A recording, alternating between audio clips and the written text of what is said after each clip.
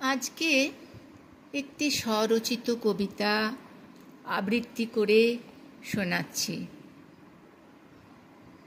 আজ 22শে শ্রাবণ, কবিগুরু রবীন্দ্রনাথ ঠাকুরের প্রয়াণ দিবস। যদিও তার মতো কবির মৃত্যু বলে কিছু হয় না, তিনি তো অমর।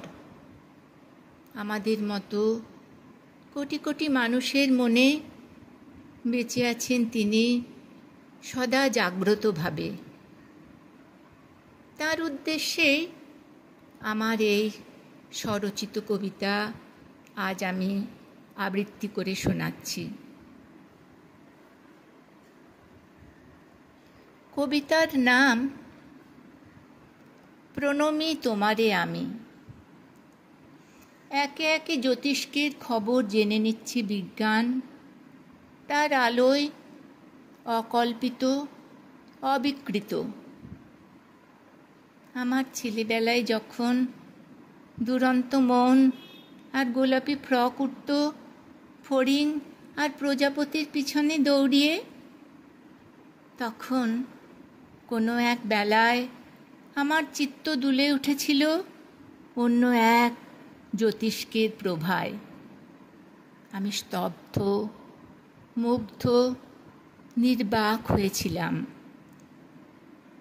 তুমি সেই জ্যোতিষ্ক, তোমার সৃষ্টির গভীরতা খুঁজে দিয়েছিল আমার আমিকে।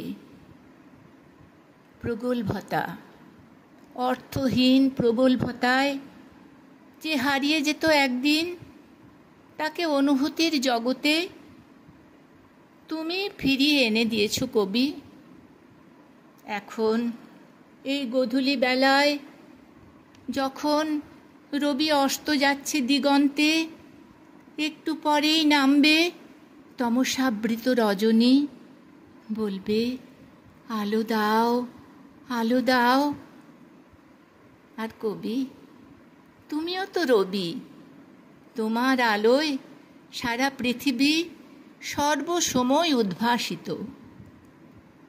তুমি মৃত্যুহীন, অমর। কোটি কোটি স্রষ্টার মধ্যে তুমি শ্রেষ্ঠজন।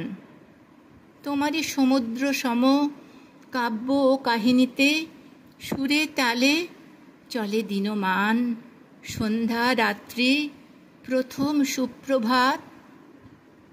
জ্যোতির্বলয় থেকে ছিটকে আসা অতি উজ্জ্বল এক নক্ষত্র তুমি। প্রণমী তোমারে আমি, কবির কবি রবীন্দ্রনাথ।